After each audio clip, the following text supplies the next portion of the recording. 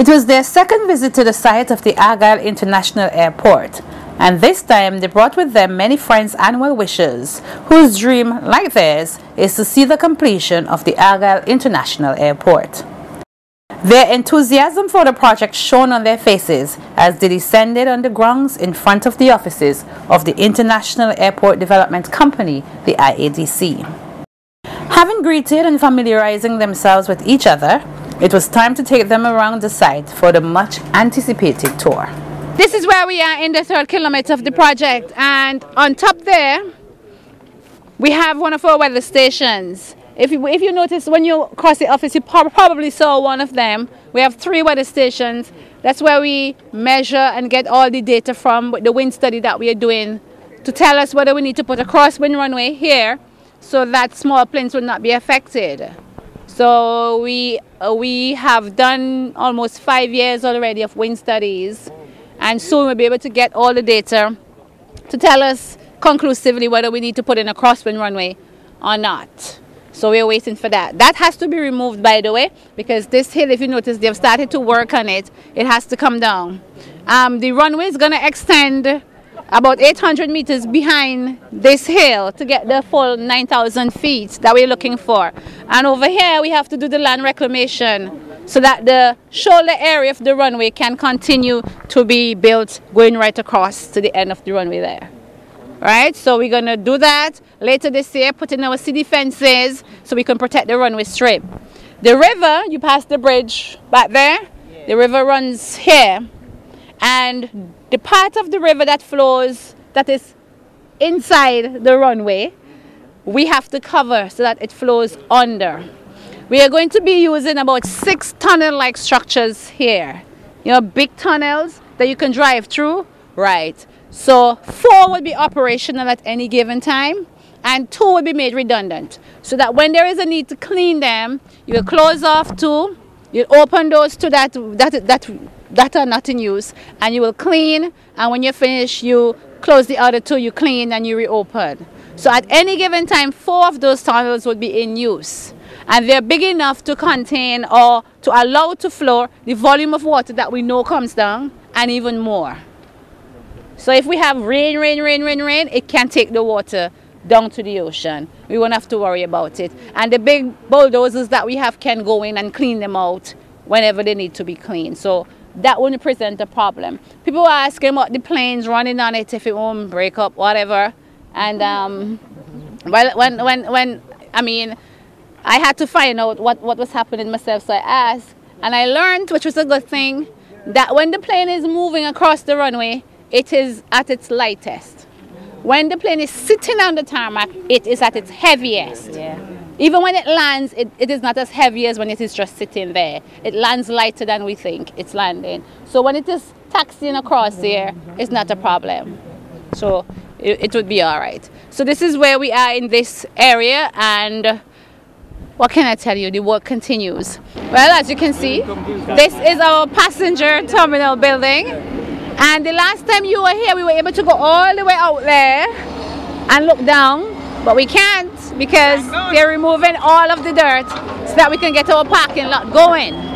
Okay? Now, I was explaining earlier about the passenger terminal building and your arrivals and departure area. When you're coming to the airport, that road we just came in on is your main entrance. It will be developed, so it'll be a 2-lane road.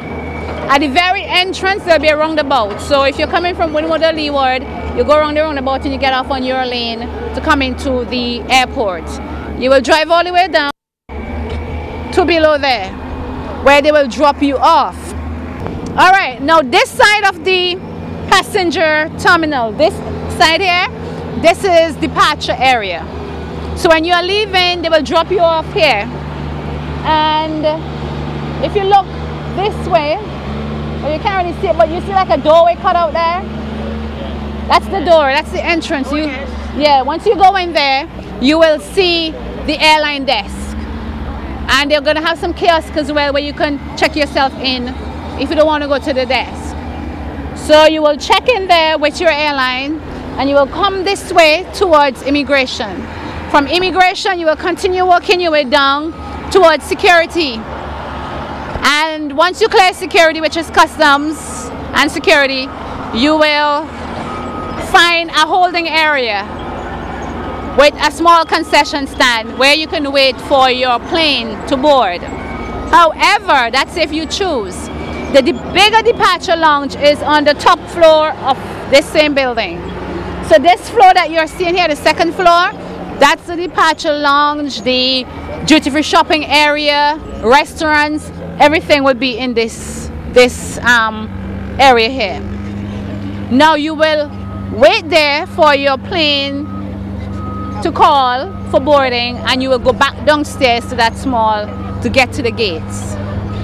We have elevators, escalators, staircases, whatever you need to get to the top. They're right there, inside there. Now if you're not traveling and you're seeing someone off, this area will remain open. It's going to be an open area. We're going to have some tables and chairs, and there's also a restaurant on this side that you can use. Over there where we're preparing to cover, that side over there will have glass wall, and it will be covered, so that becomes your waving gallery. You can go there and see your people off. Persons who are in the departure lounge will not have access to this restaurant out here. So when you're in, you're in. But if you're not ready to go in and you want to come up to the restaurant, fine. If you notice, they have elevator, that thing you see there, for elevators you can use to get upstairs. On the other end, you have the ramp for the wheelchairs and people who need to use a ramp. You have the ramps there. Right? Now, if you come along here, when we were over there, I showed you where you would enter when you get off the plane, and you would end up eventually on this end here. This is arrivals. Because the conveyor belts, when you come in there and you clear immigration, you go this way to the carousels or the conveyor belts, and you get your baggage. You keep going that way towards customs, and you eventually exit here. If you're coming from the Grenadines or you're going to the Grenadines, you will use that end down there. That's the domestic terminal for persons going to the Grenadines, because you don't need immigration there, just customs security check and you're gone. Right? Also in this section in the middle here, down below you will find like the quarantine, health facilities, area for unclaimed baggage and all of that stuff down here. You'll have quarantine for plants, you'll have quarantine for people too, because people come into your country and they're sick. You need, some place to hold them until they're checked by a doctor. Right? So you have all of those services down here. On the second floor in this building, you'll have offices, and we are also trying to put a museum there that can tell the story of the airport. If we get through with it, there is already the space allocated, and we're trying to work on it, see what we can do with that. At the very top, you're going to have two lounges, two VIP or CIP lounges. We're trying to work out some deals with airlines that they can use one on a lease basis. So when their passengers coming, if they need to wait for any reason, whatever, they can use that. And also we're trying to work out something with Harlequin, the Buckermont Resort, so that their passengers as well can use their people. We will also have another VIP lounge on the bottom here, the regular VIP lounge that the government and other officials can use when they have people coming in. Okay, so this is where we are with that. On the ground here is going to be a garden area. A beautiful landscape garden will be right in the center there to make the, beautify the place a little bit. And we're going to have a landscaping program, so we're going to be replanting a lot of trees and so on to assist with the environmental aspect of things out here. That's the electronic substation over there where they're covering. Notice the roof going on? All right. They're covering that there now, so that is the electronic substation, generators and all things electrical over there. If you look across where the two white-faced trucks are over there, they're clearing the area for the cargo terminal. The road between there that you came down on, that is the cargo terminal road. It will be linked to the regular road, but it is not for passengers. If something happens on the regular road and you need to use it, then it's available. You can use it. So there will be access either way. But that's the cargo terminal. On the hill where the greenhouse is, That's where the control tower will be located.